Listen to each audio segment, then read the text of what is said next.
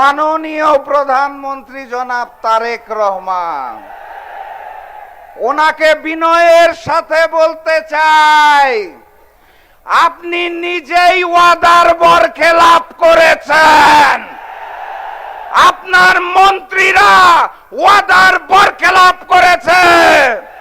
অতএব আপনার ভাষ্য মতে আপনি সহ আপনার মন্ত্রীদের কোনো ধর্ম নাই।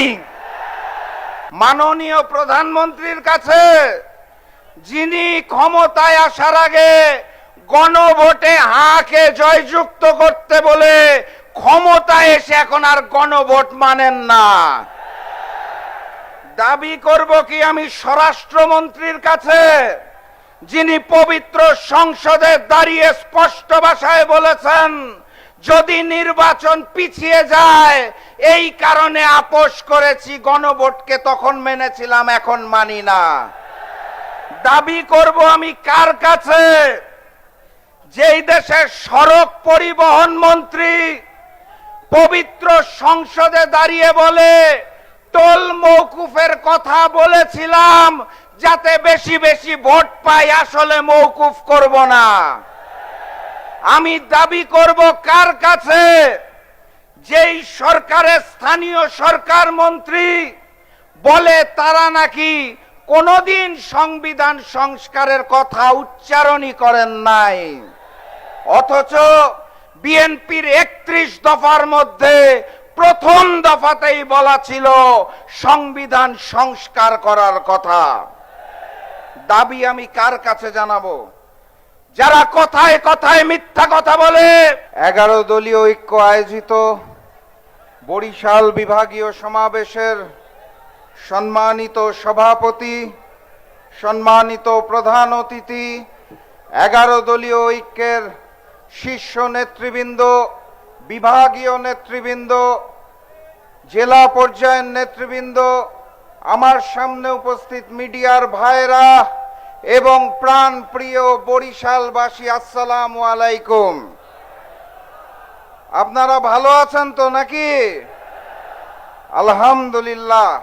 সেই ভোটের আগে দেখা হয়েছিল, তারপর আবার দেখা হচ্ছে, আলহামদুলিল্লাহ। এর মধ্যে একখানা ম্যানেজ ভোট হয়ে গেছে, জানেন তো আপনারা? ফলাফল পাল্টে দেওয়া হয়েছে, জানেন তো? মিথ্যার ফুলঝুরি ফুটেছে, শুনেছেন তো? আমি ভেবেছিলাম আজকে এই মঞ্চ থেকে এই ম্যানেজ ভোটে বিজয়ী বিএনপি সরকারকে কিছু দাবি জানাবো। আমি ভেবেছিলাম ভোলা এবং বরিশালের মধ্যে একটি সেতু দরকার, এই দাবি জানাবো। আমি ভেবেছিলাম ভাঙ্গা থেকে কুয়াকাটা পর্যন্ত 6 লেনের রাস্তা দরকার, এই দাবি জানাবো। আমি ভেবেছিলাম রেল লাইন দরকার, সেই দাবি জানাবো।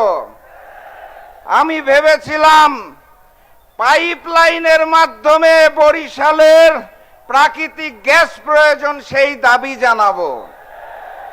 তারপর মনে হলো কার কাছে দাবি জানাবো? দাবিটা বলবো কার কাছে? যারা ক্ষমতায় এসে মানুষের শরীরের অঙ্গ প্রত্যঙ্গে চাপ দিয়ে চাঁদা দাবি করে, তাদের কাছে দাবি করতে চাই না। দাবি করব কার কাছে?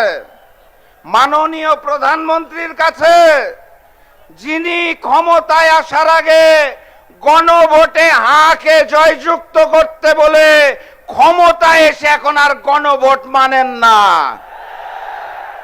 দাবি করব কি আমি স্বরাষ্ট্রমন্ত্রীর কাছে, যিনি পবিত্র সংসদে দাঁড়িয়ে স্পষ্ট ভাষায় বলেছেন যদি নির্বাচন পিছিয়ে যায় এই কারণে আপোষ করেছি, গণভোটকে তখন মেনেছিলাম এখন মানি না। দাবি করব আমি কার কাছে, যেই দেশের সড়ক পরিবহন মন্ত্রী পবিত্র সংসদে দাঁড়িয়ে বলে টোল মওকুফের কথা বলেছিলাম যাতে বেশি বেশি ভোট পাই, আসলে মওকুফ করব না। আমি দাবি করব কার কাছে, যেই সরকারের স্থানীয় সরকার মন্ত্রী বলে তারা নাকি কোনোদিন সংবিধান সংস্কারের কথা উচ্চারণই করেন নাই, অথচ বিএনপির 31 দফার মধ্যে প্রথম দফাতেই বলা ছিল সংবিধান সংস্কার করার কথা। দাবি আমি কার কাছে জানাবো? যারা কথায় কথায় মিথ্যা কথা বলে, যারা জাতির সাথে মুনাফিকি করে, যারা জুলাইয়ের সাথে গাদ্দারি করে, যারা ভারতের সামনে মাথা নত করে, তাদের সাথে কোনো আপোষ হবে না।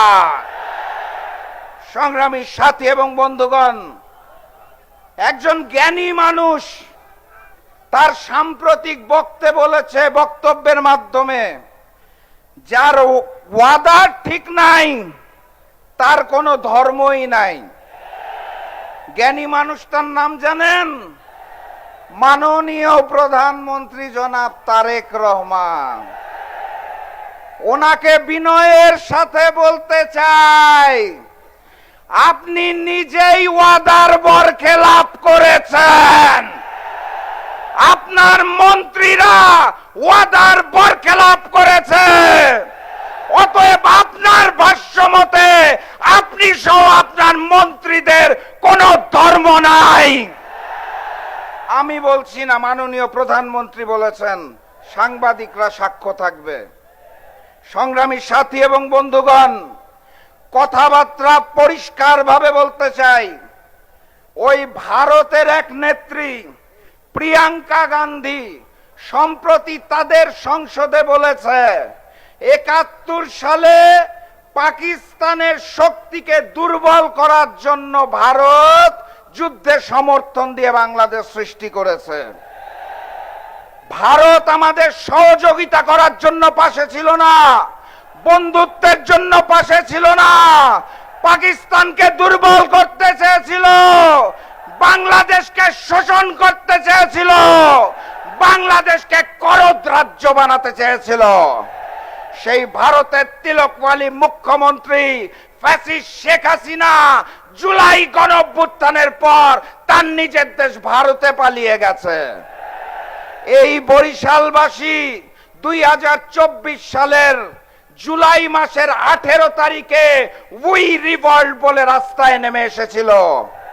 2 বছর পর আজকে আরেক 18 তারিখ আমি 11 দলের মঞ্চ থেকে আপনাদের ঘোষণা দিয়ে যেতে চাই, মুনাফেকদের আমরা রাষ্ট্রীয় ক্ষমতায় দেখতে চাই না। অতএব বিপ্লব অনিবার্য। প্রস্তুত আছেন? লড়াই হবে, দেখা হবে রাজপথে, দেখা হবে বিপ্লবে, দেখা হবে বিজয়ে। 11 দলের সরকারে ইনশাআল্লাহ বিজয়ের পথে যাত্রা শুরু, জীবন অথবা মৃত্যু। আসসালামু আলাইকুম।